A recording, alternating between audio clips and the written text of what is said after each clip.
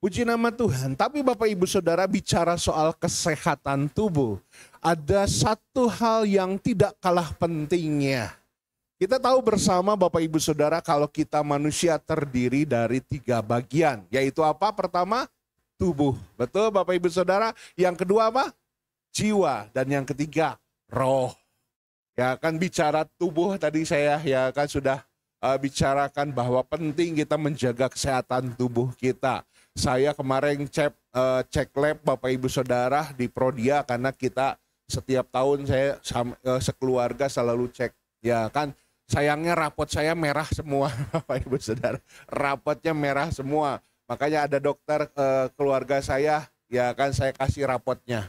Ini dok rapot saya. Wah ini Pak Doni ini udah gula, udah diabetes. Ya kan harus stop semua. Ya kan ya puji nama Tuhan saya juga harus bertobat. Harus jaga kesehatan tubuh saya. Tapi yang nggak kalah penting, bulan ini kita akan bicara tentang ya kan bagian lain. Kalau bicara kesehatan tubuh, kita tahu bersama kita harus jaga baik. Ya kan gaya hidup, olahraga, makanan-makanan Bapak Ibu Saudara. Kesehatan roh juga tentu saja kita belajar. Ya kan lewat ibadah, lewat pelayanan dan lain sebagainya supaya roh kita kuat. Tetapi yang tidak kalah penting yaitu kesehatan jiwa. Ya Bapak Ibu Saudara, kesehatan jiwa atau kesehatan mental. Kita akan lihat terlebih dahulu Bapak Ibu Saudara. Boleh tolong ditampilkan slide-nya. Ya kan, karena bulan ini kita akan bicara tentang hal ini, yaitu tentang kesehatan mental Bapak Ibu Saudara. Atau kesehatan jiwa. Boleh ditampilkannya. Apa itu kesehatan jiwa? Ya kan pertanyaan pertama sebelum kita masuk di dalam tema mingguan kita, saya ingin mengajar saudara semua, ya kan apa sih yang akan kita bahas di bulan ini. Ya kan pertama kita harus mengerti dulu apa itu kesehatan mental Bapak Ibu Saudara. Yang pertama, ya kan jadi apa definisi atau pengertian dari kesehatan mental. Saya nggak boleh asal. Tentu menurut WHO, ya PBB, ya kan World Health Organization, mental health adalah suatu keadaan sejahtera, satu keadaan baik di mana seseorang dapat menyadari kemampuannya sendiri. Ya kan tahu kemampuan dirinya, dapat mengatasi tekanan hidup yang normal. Ya kan setiap kita pasti hidup ada tekanan, betul nggak Bapak Ibu Saudara? Tapi orang yang mentalnya sehat, ya kan sadar punya kemampuan untuk dapat mengatasi termasuk mengatasi tekanan hidup. Bekerja secara produktif. Ya kan, dan mampu berkontribusi terhadap komunitas. Intinya sederhana Bapak Ibu Saudara, ya kan, sebentar saya.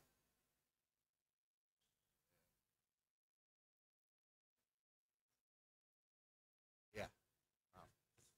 Bapak Ibu Saudara, intinya Bapak Ibu Saudara, bukan hanya tubuh yang sehat, mental health itu bicara tentang pikiran yang sehat, emosi yang stabil, ya kan kemampuan atau kapasitas untuk mengatasi stres dan tantangan.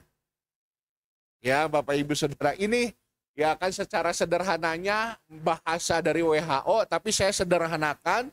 Jadi kesehatan mental itu bukan hanya sekedar bukan jadi orang gila. Ada orang pikir, oh sehat mental, sakit mental berarti gelo, berarti gila Bapak Ibu Saudara. Itu tahapan Bapak Ibu Saudara, itu tahapan akhir kalau orang nggak bisa mengatasi kesehatan, nggak punya kesehatan mental yang baik, dia bisa stres, setelah stres dia nggak bisa atasi, dia bisa depresi, dan yang terakhir dia bisa gangguan jiwa. Nah setiap kita ini ya kan setiap hari menghadapi tekanan, menghadapi pressure, menghadapi tantangan. Artinya suka tidak suka kita itu harus punya imunitas, ya kan pikiran. Harus punya kesehatan mental yang kuat. Kalau kita nggak kuat Bapak Ibu Saudara, ya akhirnya kita bisa stres. Tambah nggak kuat lagi kita bisa depresi. Nggak kuat lagi kita bisa jadi nugelo anyar Bapak Ibu Saudara. Ngerti? Ya kan Tante Nova tahu nugelo anyar? Tahu dong ya kan? Bapak Ibu Saudara artinya harus jadi orang pikiran sehat, emosinya stabil Bapak Ibu Saudara. Sekarang pertanyaannya, Apa sih pentingnya Pak kita bahas hal ini? Ya kan kenapa sih nggak bahas Nabi Nuh? Kenapa sih nggak bahas Daud, Bapak Ibu Saudara? Tentu saja semua akan berkaitan. Tetapi ya kan Bapak Ibu Saudara, seperti tadi pujian kita katakan. Ya kan banyak orang pikirannya aneh-aneh. Sehingga kehilangan ketenangan. Ya kan hidup penuh dengan kekhawatiran. Ya, Bapak Ibu Saudara pernah nggak ngalamin? Ya kan, pikiran saudara tuh rasanya penuh. Ribut di otak tuh. Rasanya tuh mau istirahat aja. Nggak bisa, selalu ada yang pikirin. Saudara nggak kerja angkat-angkat berat. Saudara nggak olahraga jauh. Tapi rasanya badannya jadi capek. Kenapa? Karena terlalu banyak yang saudara pikir. Nah ini salah satu indikasi Bapak Ibu Saudara, mental kita ya kan harus kita kuatkan. Kita lihat, kenapa sih penting sekali termasuk orang-orang Kristen menjaga kesehatan mentalnya. Ingat ya Bapak Ibu Saudara, Tuhan ciptakan kita secara utuh. Roh, tubuh, dan juga jiwa. Berarti jiwa kita juga harus kita jaga. Nah masalahnya ada dua hal yang akan selalu akan mencoba menghancurkan kejiwaan setiap orang, termasuk orang-orang Kristen. Yang pertama Bapak Ibu Saudara, ya kan kenapa zaman sekarang ya kan penting kita mengerti atau bisa mengatasi ya kan bahaya daripada sakit mental. Yang pertama karena dunia modern sekarang ini menuntut kita untuk selalu produktif, untuk selalu menghasilkan, dan harus berhasil. Ya Bapak Ibu Saudara, dunia sekarang ini menuntut orang yang betul, orang yang beriman, dia hidupnya harus berhasil, harus produktif. Ini tuntutan dunia sekarang. Saya akan jelaskan dengan sederhana dan pelan-pelan sama saudara. Sebelum kita masuk ke tema-tema kita, ya penting sekali ya kan kita tahu dasarnya apa itu mental health. Ya, mental health perlu kita mengerti, kita waspadai karena ini pertama tuntutan dunia ini zaman sekarang tuh ya kan kita tuh orang tuh harus produktif. Kalau kelihatan santai sedikit nih orang nggak berhasil, orang gagal, nggak menghasilkan sesuatu secara instan. Ini orangnya nggak beriman. Kita lihat, apa maksudnya dunia menuntut produktivitas dan keberhasilan secara instan. Yang pertama Bapak Ibu Saudara, karena zaman sekarang nilai-nilai kehidupan itu diukur dari hasil dan kecepatan. Kita diukur, saudara menjadi pengusaha yang sukses, saudara menjadi keluarga yang sukses, saya menjadi pendeta yang sukses, diukur dari apa? Orang nggak lagi menilai sebuah kesetiaan. Orang nggak melihat lagi akan sebuah daya juang. Yang orang nilai, orang berhasil adalah ya kan hasilnya harus kelihatan dan hasilnya itu kelihatan dengan cepat. Makanya sekarang lagi rame apa? Seorang anak kecil. Ya kan? Dia ya kan jadi motivator. Dia bilang, saya ini perintis. Ya kan saya perintis usaha. Makanya dia dibully banyak orang. Karena ya kan anak ini bukan perintis. Ya kan dia jualan aja pakai mobil Alphard. Bapak Ibu Saudara jualan jamu. Dia bilang dirinya perintis. Ya kenapa? Karena orang menuntut hasil. Perhatikan. Banyak orang merasa nilai akan berasa bernilai jika mereka menghasilkan sesuatu. Saudara sudah kerja berapa lama? Sudah punya rumah? Punya mobil? Mobilnya merek apa? Saudara kalau nggak bisa jawab, saudara akan dianggap orang gagal. Lihat postingan Instagram saudara. Jalan-jalan kemana? Makanan di restoran apa? itu akan menunjukkan keberhasilan atau kegagalan saudara. Ini yang terjadi hari-hari ini Bapak Ibu Saudara. Makanya kalau kita posting, kita pasti posting jalan-jalan. Nggak ada yang lagi posting nyuci baju, ya kan, cuci piring, bener nggak? Nggak ada yang lagi posting makanan tahu sama jengkol, ada nggak? Nggak ada. Yang ada kita posting ketika kita makan steak, kita makan rendang, baru kita posting. Kenapa? Oh, orang akan lihat saya ini orang kaya, orang berhasil. Tanpa sadar kita lakukan itu. Ya, karena apa? Karena nilai hidup kita diukur dari hasil dan kecepatan. Kalau masih muda sudah kaya raya, nih orang top.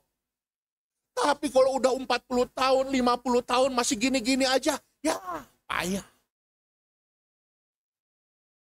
Ya, orang yang sibuk dianggap orang yang berhasil dan orang yang berharga. Wah, lihat postingannya. Ya kan, oh lagi meeting di sini. Oh lagi kerja di sini. Oh lagi pelayanan di sini. Kalau saya jarang posting pelayanan, wah pendetanya kalah sama pendeta saya tuh. Pendeta saya jadwal pelayanannya. Betul ya Om? Ya, karena standar zaman sekarang, orang yang kelihatan sibuk, itu orang yang berhasil. Jadwal padat, kerja lembur, target tinggi, jadi kebanggaan.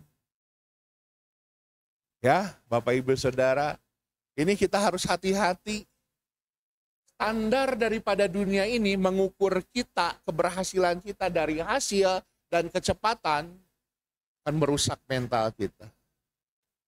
Ya, semua harus cepat, sekarang juga.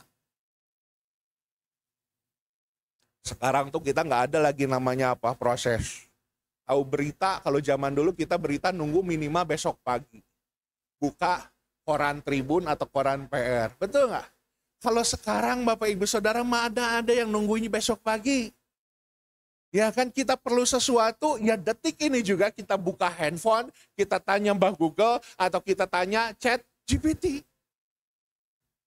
Saya kagumnya waktu Pak Rudi dua minggu lalu kita ke sebelah, kalau saudara lihat di depan tuh ada atap, ya Pak Rudi ke sebelah, dia hitung. Wah, saya hitung pakai Chat GPT, ya Pak ya, Bapak hitung, ya kan ternyata Chat GPT saya sama hitungan Pak Rudi nggak kalah cepat, Pak Rudi lebih cepat duluan Pak Rudi, ternyata Bapak Ibu Saudara, hitungannya benar, ya kan sekarang itu serba cepat, medsos, ya nggak ada lagi orang yang baca koran, semua baca detik.com karena hitungan kita tuh perlu setiap detik informasi. Kalau kita nggak tahu informasi, kita dianggap orang cupu, dianggap orang yang nggak gaul, dianggap orang yang aneh.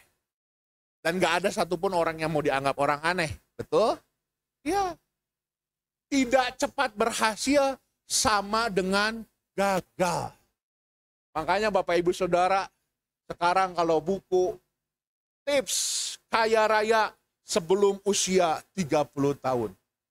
Tuh Bapak Ibu Saudara, 5 langkah ya kan menjadi orang berhasil. Ya kan? 10 detik 10 menit belajar menjadi pengusaha sukses. Semua itu harus serba cepat. Ini standar dunia. Dan kalau manusia nggak ikuti standar ini, kita dianggap ketinggalan, gagal, gak berguna, gak dipakai. Ya, mentalitas kompetisi dan perbandingan sosial ini tadi. Saya bilang di media sosial kita ingin menampilkan versi terbaik diri kita.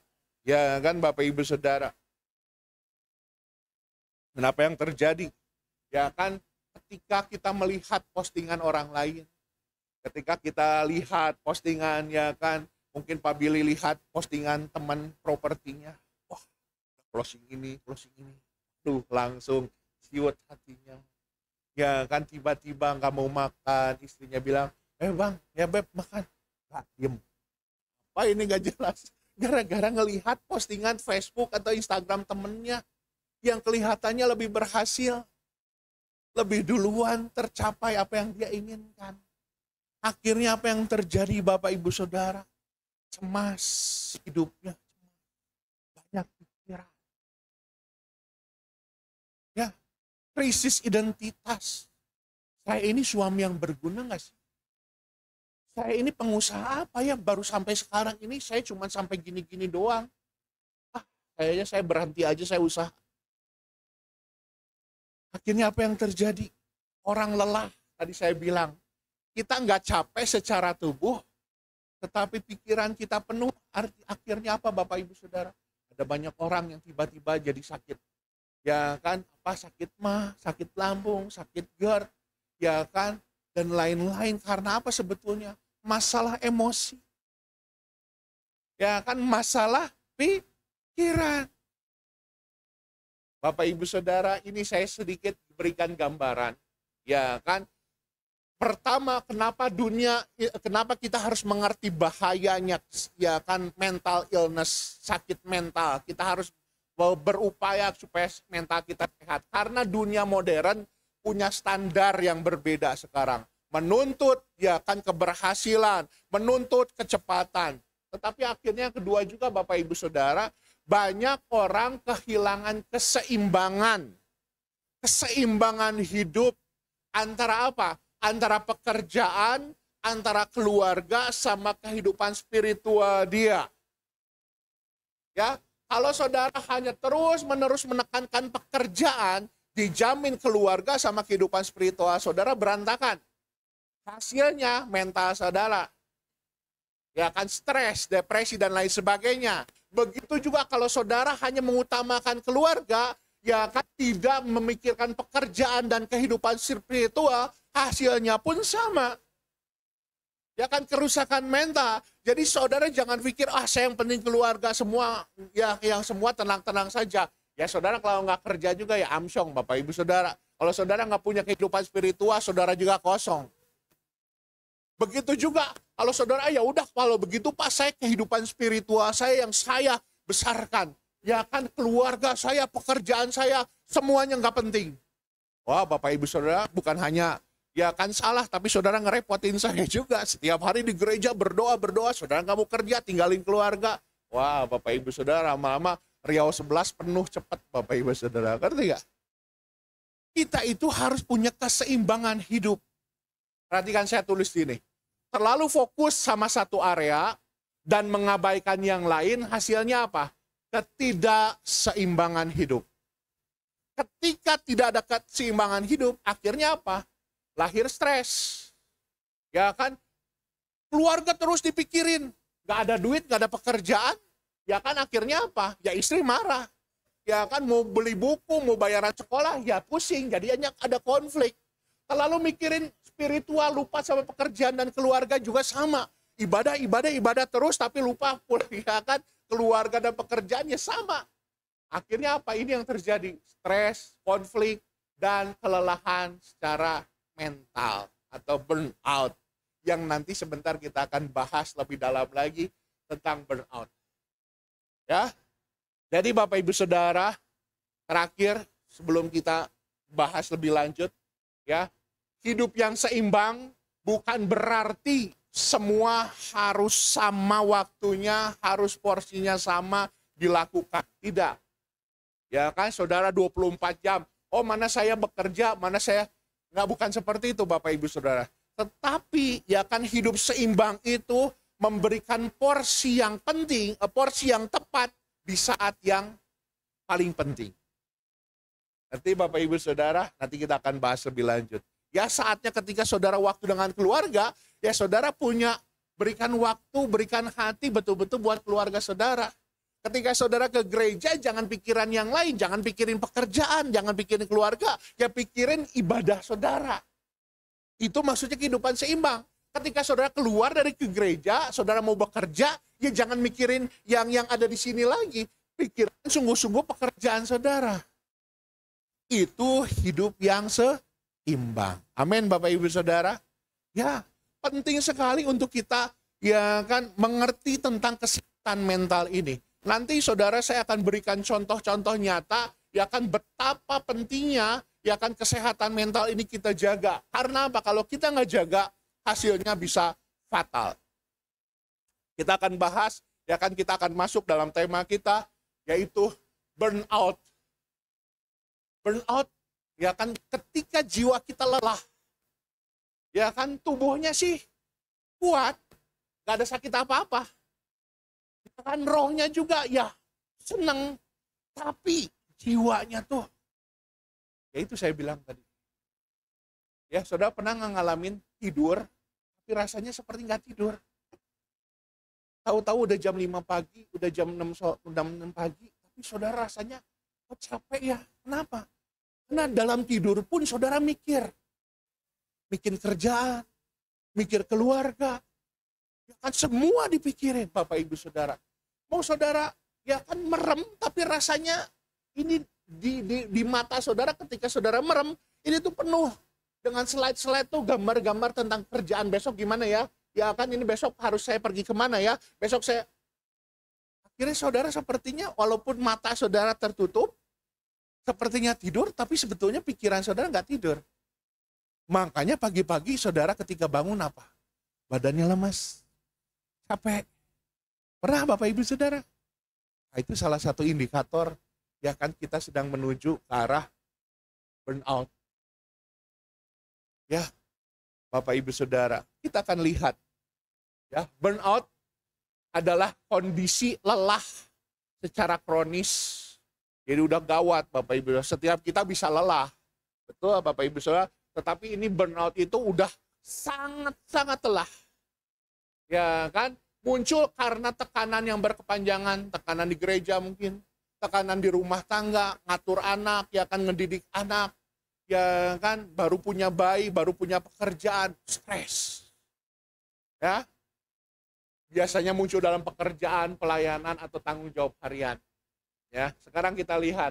Nah ini, ya Bapak Ibu, so penting sekali kita mengerti hal ini. Ada beberapa penyebab daripada burnout, lelah secara mental. Ya, pertama tuntutan berlebihan. Ya merasa bosnya, merasa pimpinannya, ya kan merasa targetnya itu, ya kan nggak habis-habis. Kerjaannya tuh kok nggak selesai-selesai, datang terus satu masalah belum selesai, datang lagi yang lain, belum selesai satu kerjaan, datang lagi kerjaan yang lain. Ya, akhirnya apa? Membuat kita tuh ya kan burnout. Kurangnya kontrol. Ya, kita nggak punya, ya kan, nggak punya kesempatan untuk menyatakan isi hati kita. Suka nggak suka kita harus ngelakuin pekerjaan itu. Padahal rasanya di hati kayaknya ada ganjelan. Kita pengen ngomong ya kan di hati kita, nanti dulu ya Pak, ini kan belum selesai kerjaan ini. Nanti dulu ya kan Nak, ya kan Papi harus nabung untuk ini dulu. Nanti dulu ya kan Pak Pendeta, saya ya kan masih ada ya kan kebutuhan keluarga dulu. Tapi saudara nggak bisa ngomong. Stres, burnout. Kurang apresiasi, rasa nggak pernah dihargai. Kita subuh-subuh sudah pergi kerja cari uang, pulang sore-sore atau bahkan malam. Ya kan, setiap bulan atau setiap minggu istri minta ya kan gaji kita. Ya, tapi nggak pernah ada kata terima kasih ya Pak. Atau mungkin atasan bilang terima kasih ya kan buat kerja kerasnya. Ya kan karena kemudian kita merasa, kok istri saya nggak menghargai saya ya. Memang ini memang tanggung jawab saya, kasih gaji saya buat istri saya. Tapi minimal kasih, bilang dong terima kasih, saya juga capek. Atau mungkin saudara merasa, bos saya kok menghargai saya, memang ini kerjaan saya. Memang dia kasih gaji sama saya, tapi minimal apresiasi dong, terima kasih. Nggak harus bonus, tapi minimal ya kan terima kasih kek. Masa kurang dihargai? Burnout. Belum lagi Bapak Ibu Saudara perfeksionis, merasa harus selalu kuat di hadapan orang. Merasa ya kan harus selalu bahagia. Merasa harus selalu ya kan menjadi orang yang paling berhasil. Gak boleh kelihatan sedih, gak boleh kelihatan lemah. Kalau di hadapan orang ya harus kuat ya. Bapak Ibu Saudara, burnout. Ya, seimbangan tadi hidup yang buruk, gak ada waktu. Manage waktunya kacau, antara keluarga, diri sendiri, Tuhan kacau Bapak Ibu Saudara. Kita akan lihat, kita akan kembali kepada firman Tuhan. Ini bukan soal fenomena modern. Semua ini juga sebetulnya sudah terjadi ya kan di zaman Alkitab Bapak Ibu Saudara. Ya hanya saja mungkin dulu belum ada istilahnya burnout.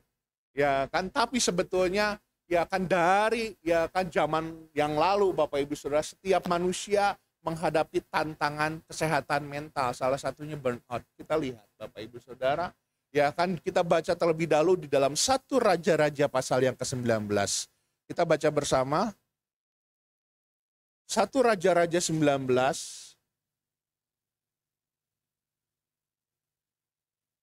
ayat yang 4 sampai ayat yang ke-8. 1 Raja-Raja 19 ayat 4 sampai ayat ke-8. Saya akan bacakan buat saudara semua ya.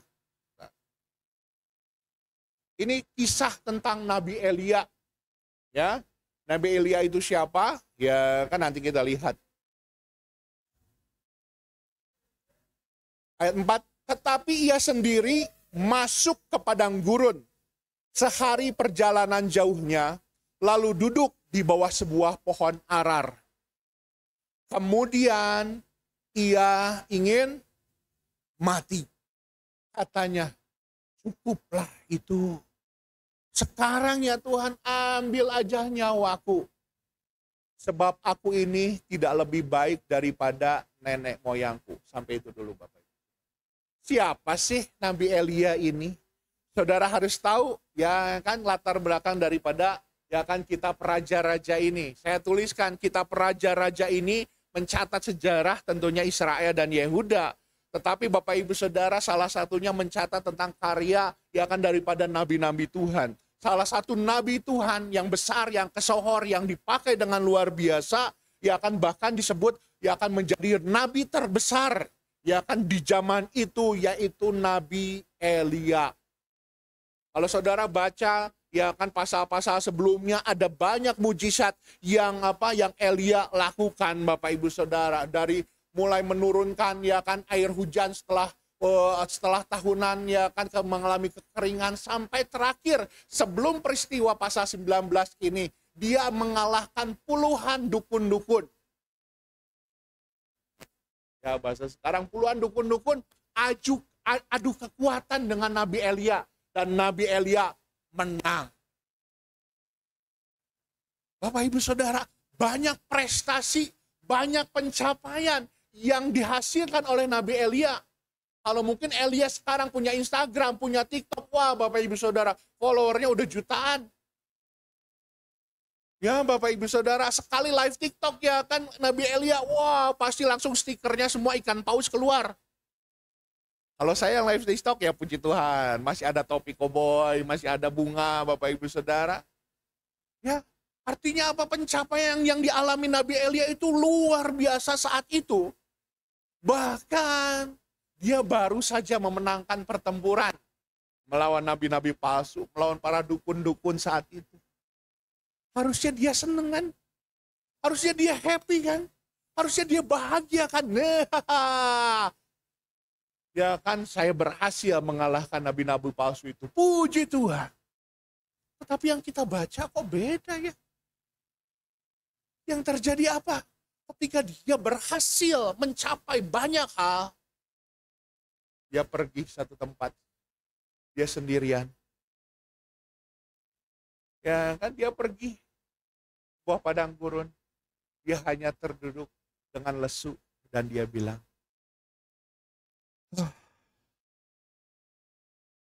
"Udahlah Tuhan, capek saya. Cukup Tuhan."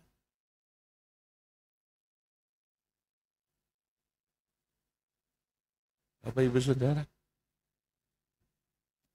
kok bisa ya? Dia udah mencapai loh semua standar yang dunia inginkan. Ya, ketika dia bilang cukup, terjemahan lainnya bilang, I have had enough, Lord. Ya kan terjemahan lain bilang, udah cukup ya Tuhan, cukup. Capek saya Tuhan. Saya pengen mati aja. Hah? Kok bisa ya?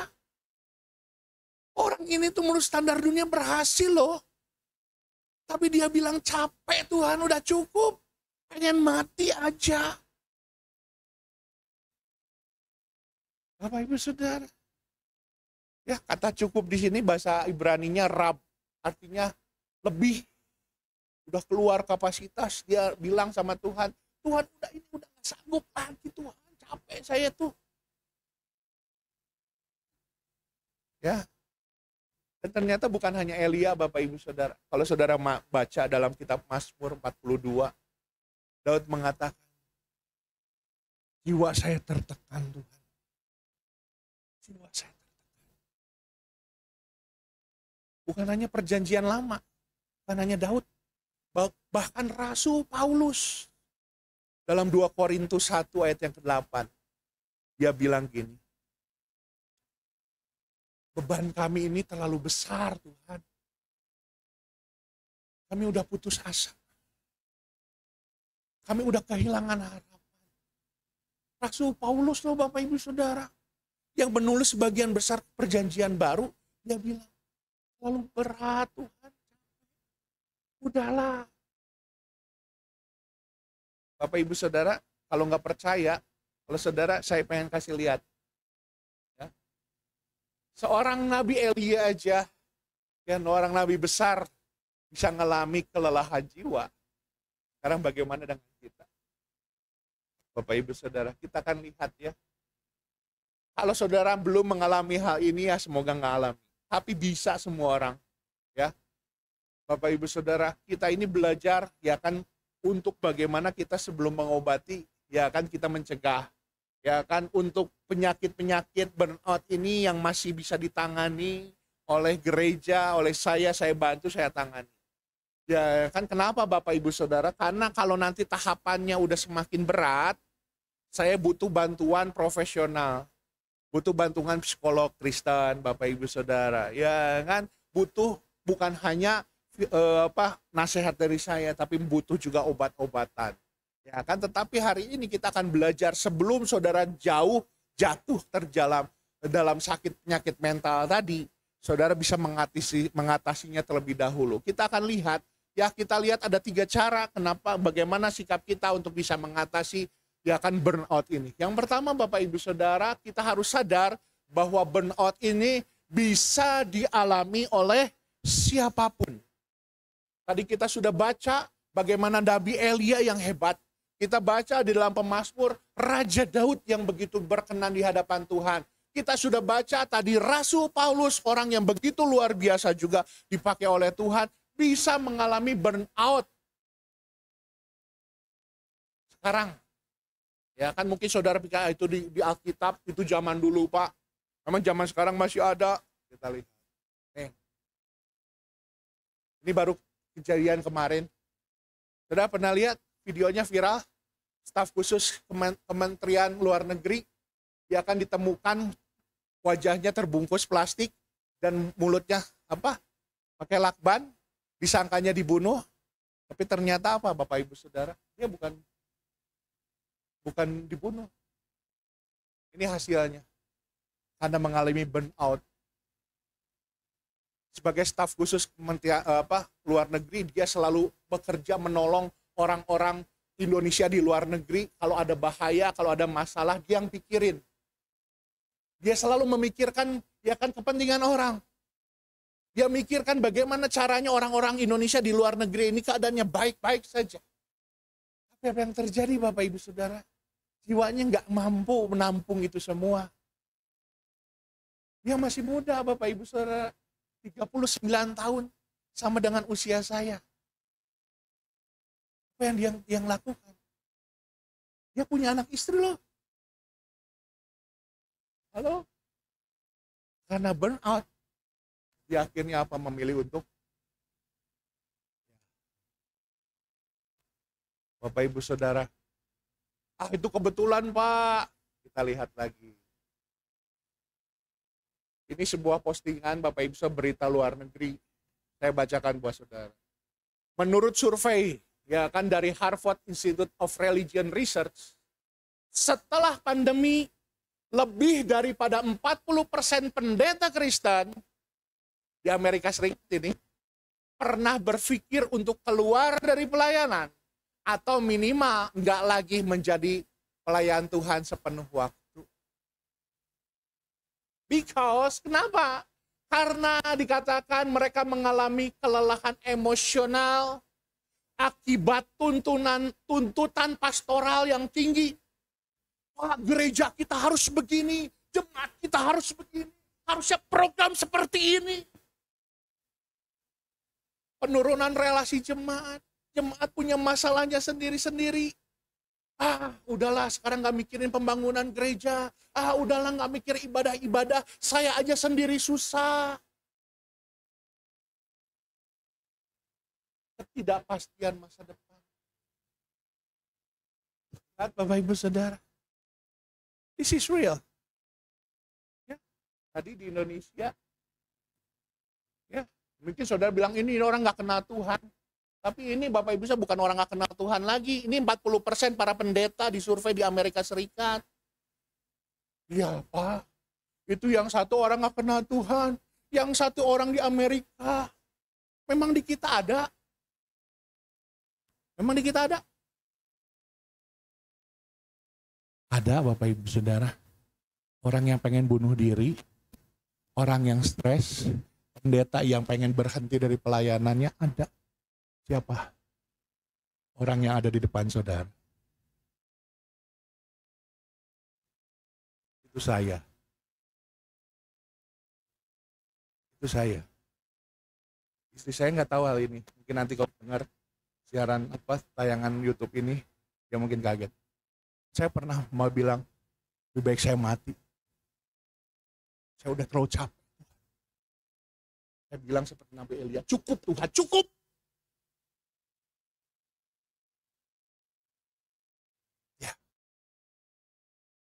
Waktu pandemi rasanya semua peduli sama gereja, peduli sama pendeta. Saya bilang Tuhan, setelah pandemi ini semua punya urusan masing-masing. Capek Tuhan, gereja harus bagus, harus berkembang terus. Tapi hidup saya seperti ini terus Tuhan. Saya pilih berhenti Tuhan.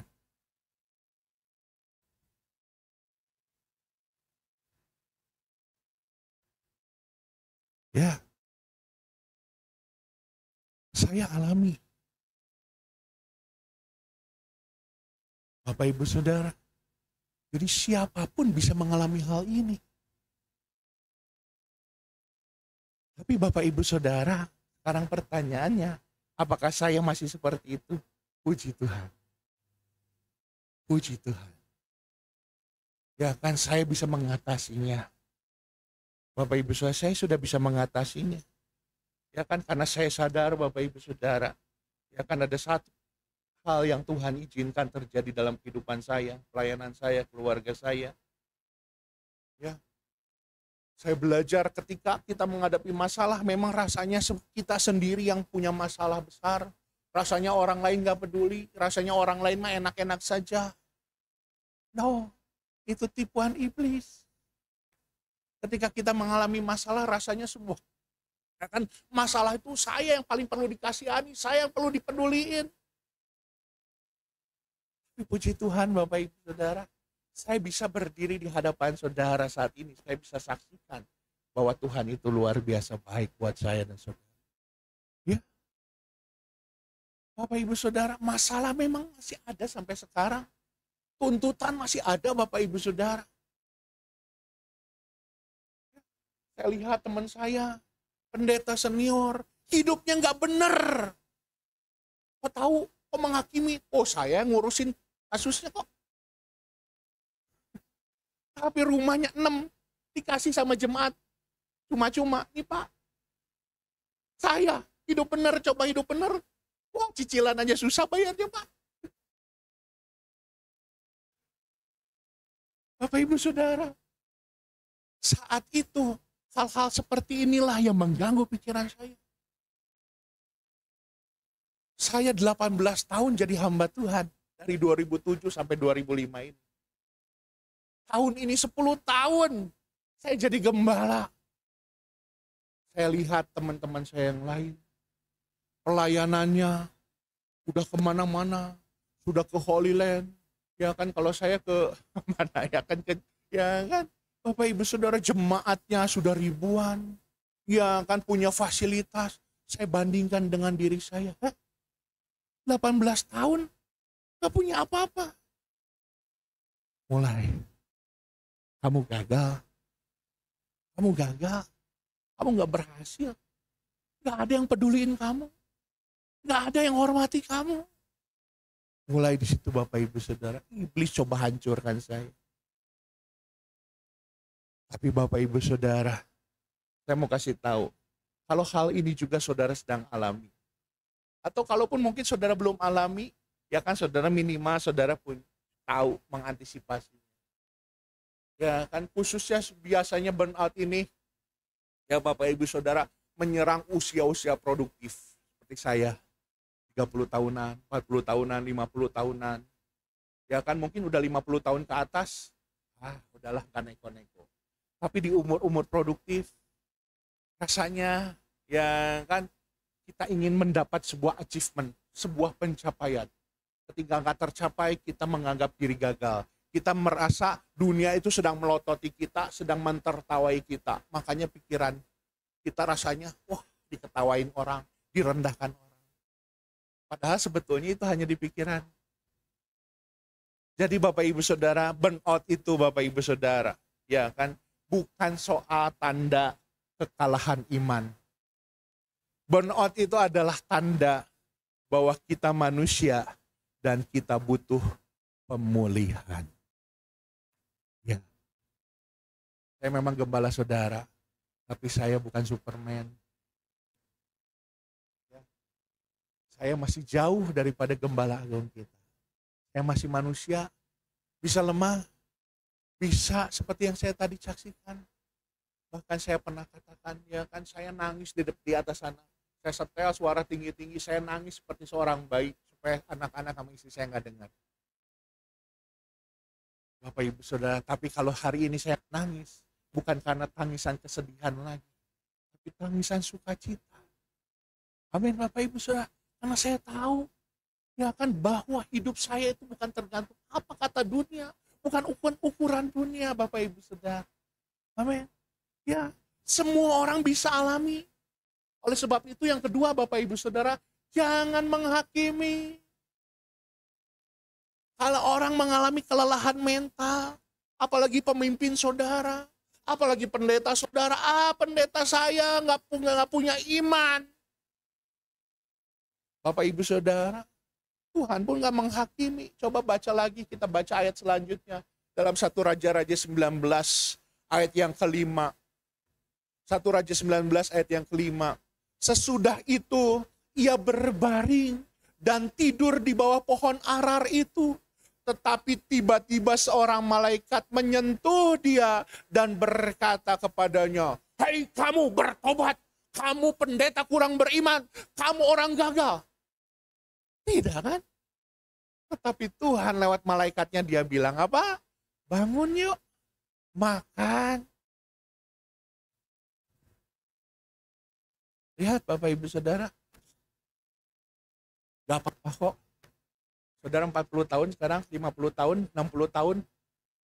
Mungkin ada opa-opa, oma-oma sekarang, aduh saya rasa gagal, anak-anak saya gak jadi orang. Emangnya jadi bebek, itu kan gak tetap orang Bapak Ibu Saudara. Apa-apa, kita semua nggak harus kok menjadi orang berhasil di dunia ini. Nggak ada kok yang menghakimi saudara.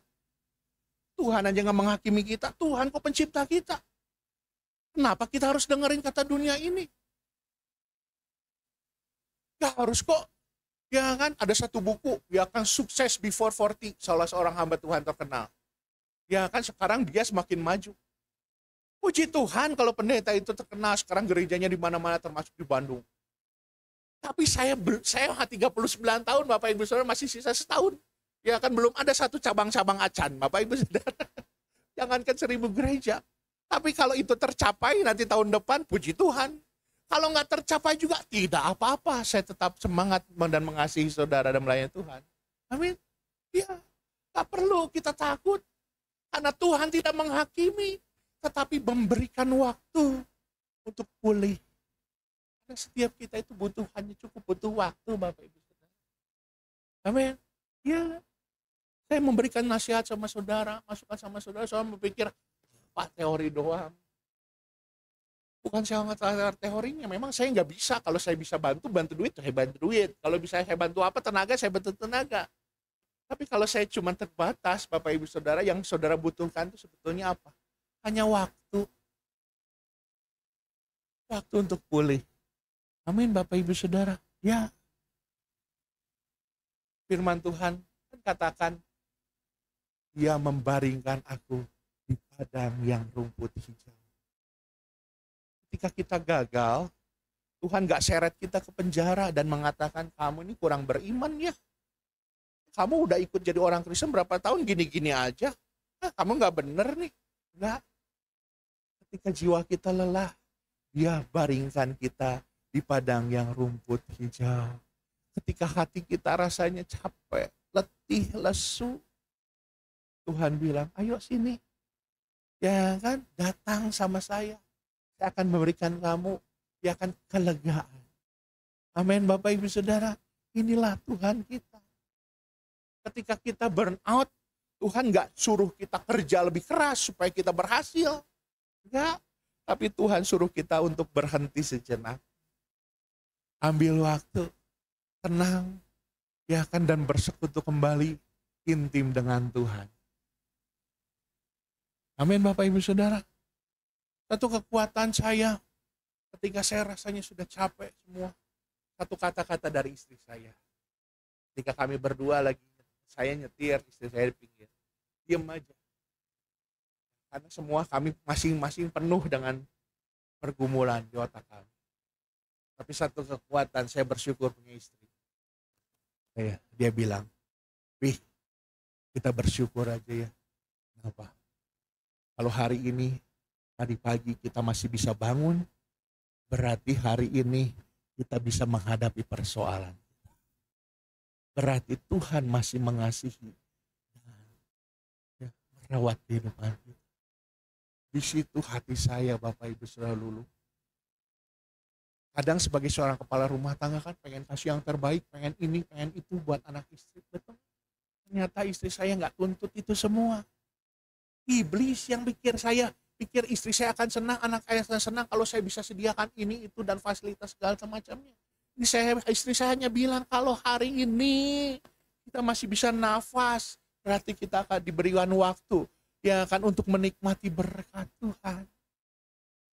Amin, Bapak Ibu Saudara. Ya, bersyukur. Ya kan, banyak mengucap syukur.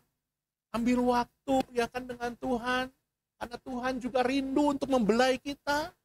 Ya kan, ketika kita menyembah Tuhan, ketika kita membaca firman Tuhan, Bapak Ibu Saudara, ya kan, mungkin saudara akan berpikir, apa gunanya baca firman Tuhan? Saya tahulah teori-teori, tinggal dengerin khotbah di video, ya kan, di YouTube. Enggak, Bapak Ibu Saudara, bukan soal itunya. Tetapi ketika saudara berikan waktu saudara artinya apa? Membuka hati saudara, ya kan, untuk saudara dipangku sama Tuhan, untuk saudara memberikan waktu supaya kepala saudara dibelai sama Tuhan, untuk memberikan pipi saudara dicium oleh Tuhan. Karena Tuhan ingin dekat sama saudara. Tuhan ingin ngomong sama saudara, Dia bisik di telinga saudara. Sabar ya. Kuat ya. Kamu gak sendiri kok. Saya ada selalu bersama dengan kamu. Amin, Bapak Ibu. Makanya Bapak Ibu Saudara, ya, pemulihan itu dimulai dari pengertian dan kasih tulus. Pemulihan dan pengertiannya dari siapa? Tuhan tuh ngerti keadaan kita kok. Tadi kalau saudara baca lagi ayat yang ke-6 dan ke-7. Ketika ia melihat sekitarnya, maka pada belah kepalanya ada roti bakar. Waduh, mantap. Ya kan, roti bahan johan. Ketika ia melihat sekitarnya, maka sebelah kepalanya ada roti bakar johan dan sebuah kendi berisi air. Lalu ia makan dan minum, kemudian berpaling. Belum pulih. Tapi Tuhan gak suruh cepat-cepat dia pulih kok. Udah tenang aja. Ayat yang ke-7 bilang, tetapi malaikat Tuhan datang kedua kalinya dan menyentuh dia, menjamah dia, dan berkata, bangun yuk, makan. Perjalananmu masih jauh loh. Nih biar kamu kuat. Luar biasa Tuhan kita, Bapak Ibu. Tuhan gak menghakimi. Tuhan tuh ngerti keadaan kita. Kita gak selalu kuat. Ya. Kadang saya harus selalu senyum di hadapan saudara. Tuhan tuh tahu. Sabar ya. Sabar ya. Hari ini kamu pasti bisa lalui bersama. Saya, Bapak Ibu Saudara, sama dengan saudara, sama-sama manusia, sama-sama lemah, sama-sama terbatas. Kalau banyak orang sudah ditolong oleh Tuhan, saya ditolong oleh Tuhan, saudara juga kan anak-anak Tuhan. Tuhan juga mau tolong saudara. Tuhan juga mau berkati saudara. Tuhan ngerti kok. Dan dia mau mengasihi kita dengan tulus. Nah, itu pun yang harus kita lakukan terhadap orang yang sedang mengalami hal ini. Kalau orang ada masalah, jangan langsung ditanya, bu, kenapa bu? Jangan banyak ngomong dulu. Jangan banyak nanya dulu. Kasih dia waktu, kasih dia nafas. Beri dia ruang. Mungkin dia butuh waktu untuk sendiri. Mungkin dia butuh waktu untuk menangis. Makanya ketika ada pujian, ada orang yang menangis, jangan dilihatin. Ih, kenapa ya? Dia lagi banyak masalah. Bapak Ibu, bertobat ngana. Iya, Anda seharusnya fokus sama Tuhan. Ya kan nyembah Tuhan, bukan ngelihatin siapa yang lagi ada masalah, nangis sama Tuhan. Gitu Bapak Ibu Saudara. Ya, jadi kita harus punya pengertian. Ya kan, hidup satu komunitas gereja juga kita harus punya pengertian. Oh, ini orang lagi punya masalah. Yang kita lakukan apa? Ya, kita harus lihat situasinya orang. Kalau orang itu memang biasanya seneng ngobrol, tanya. Kalau orang ini nggak seneng ya kan ngungkapin apa yang dia hadapi, ya jangan paksa itu orang itu harus ngomong saat itu juga. Betul nggak? Apa yang harus kita lakukan? Doakan. Ya, saudara tahu ada masalah jemaat, ya minimal kasih tahu saya supaya saya bisa ya kan bantu orang tersebut. Ya Bapak Ibu Saudara, jadi harus punya pengertian, punya kasih tulus kepada Tuhan Bapak Ibu Saudara. Jadi Bapak Ibu Saudara jangan ya kita mengabaikan ya kan tubuh dan jiwa kita. Pengertian dan kasih Tuhan adalah kekuatan utama di dalam maraton. Lomba maraton. Lomba maraton itu kan perjalanan panjang. Hidup kita ini perjalanan panjang. Bukan lari sprint. Kalau lari sprint itu segala sesuatu hasilnya harus cepat. Iblis sedang membohongi kita seolah-olah perjalanan kita seperti lomba sprint. Lomba jarak dekat. Enggak Bapak Ibu Saudara. Ya kan? Nikmati saja prosesnya. Tetaplah penuh dengan ucapan syukur. Kalau hari ini saudara belum dapat, coba lagi besok. Kalau besok belum dapat, tetap bersyukur dan coba lagi.